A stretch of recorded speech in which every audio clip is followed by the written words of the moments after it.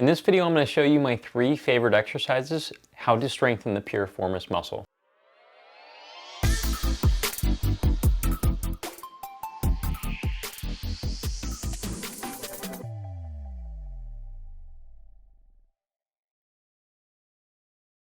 Hey everyone, I'm Sebastian at Performance-Based Sports Care, part of the locally world-famous chiropractors in Costa Mesa, California.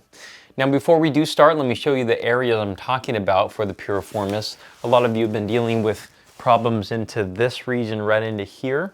So if you put your hand on top of your hip right about here like you're angry, where your thumb intersects the glute, we're not necessarily talking about that. We have other videos on the upper glute type of tightness, but we're talking about more into the actual buttocks, deep buttocks area right into here. Sometimes it may travel a little bit, but usually not past the knee.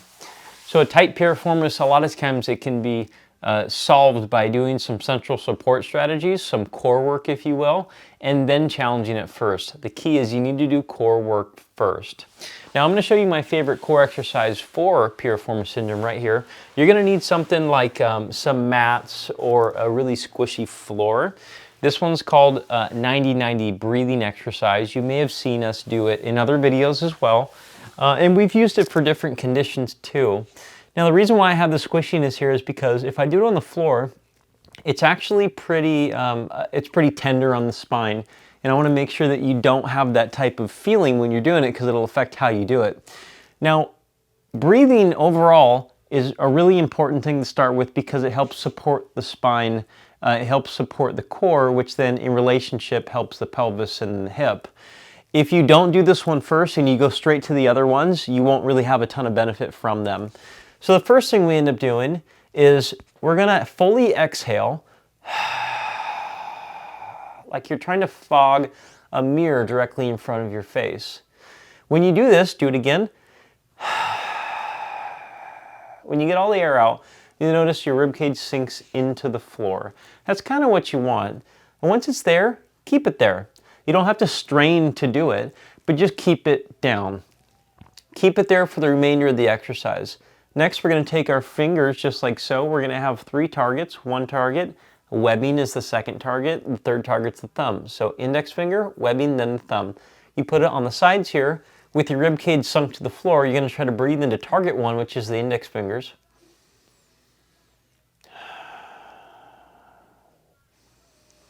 You'll notice that your fingers will rise and fall as you breathe.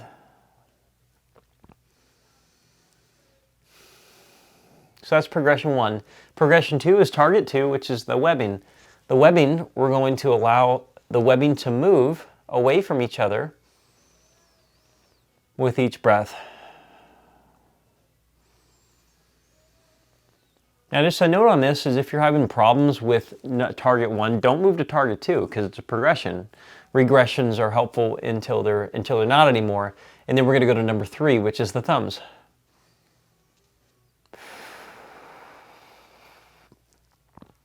So now once I got that, I'm going to make this harder. And this is where the 90-90 comes in because the hips and knees are generally at 90 and so are the feet. And I'm going to keep these right here and breathe into number 3 because that's the one that I was doing well.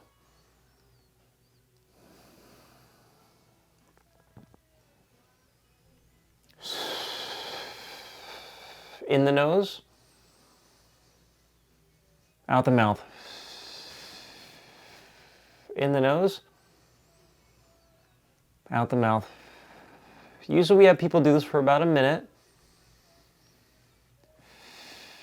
So you can pause the video and do it on your own if you'd like to.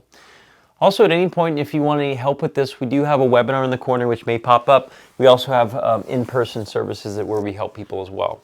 So first, building that central stabilization approach is helpful because it helps us isolate the glutes as well as the piriformis in the actual hip strategy.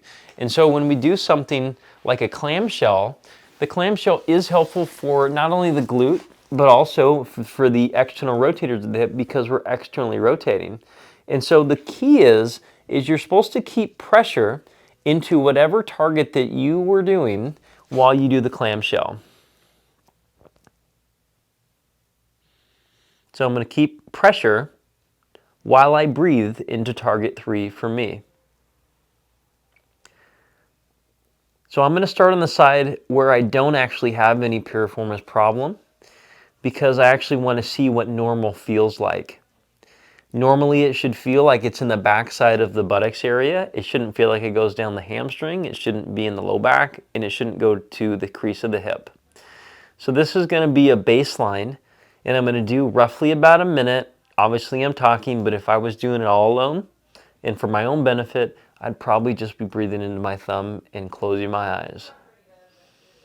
Okay, so that's all it's going to take, and then you eventually switch sides. So exercise 2 is a clamshell. You don't need it. You don't need to have it a band around it all the time. That's a progression of it. Here, breathe. Breathe into the thumbs. Now, if you can't do this exercise, that's okay. There's regressions of all these different exercises that you could do. Normally, we have to figure out and assess things to figure out which exercise is best for you and what type of progression actually works, because this doesn't work with everybody, but this is one that we actually like for a lot of people, especially some of the older populations. Now I'm starting to burn quite a bit here. I feel a little bit up into my hamstring here, so I'm going to change focuses and actually breathe into my webbing before I actually move. And I'm going to keep pressure in that webbing as I go through. And so that feels a bit better for me, and I'm going to finish off the remainder of my round doing just this.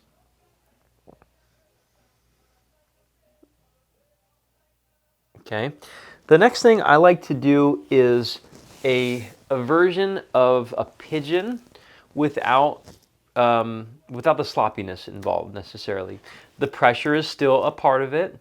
But now we're actually going to load into the stretch of the piriformis, or the pigeon stretch, but we're going to control the position by putting our knee into the floor as the basic support. This is an accessory support. And so this is my good side. And so I'm going to take some breaths. This is my checkpoint. Okay, I'm going to breathe into number 3 and then roll my body weight towards the mat as if I'm looking over the mat. Breathe into my thumb, and I'm trying to use this part of my knee to hold myself up. And then I'm going to back off, and I'm going to go again. The reason why I like this one, in addition to the clamshell, is because the clamshell is a little bit more of the outer range of hip motion.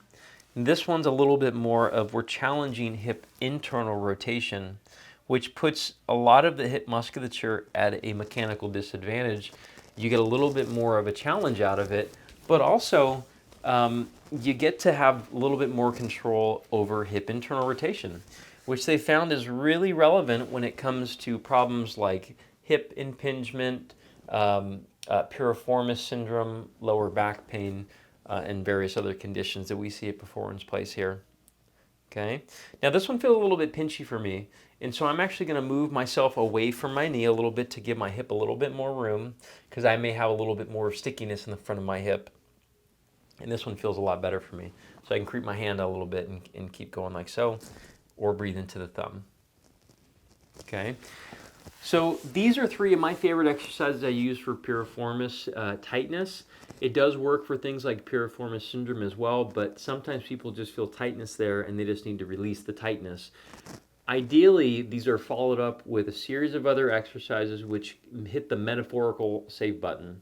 The reason why this is important is because some of these strengthening exercises for the hip are helpful, but they only really stick if you challenge it with foot on ground movement. And that might be walking, it might be jumping, it might be weight training to some degree, but usually you have to follow it up nearly immediately with some type of exercise like that. So this may be part of my warm-up that I'm using to rehab or to just release some piriformis tension.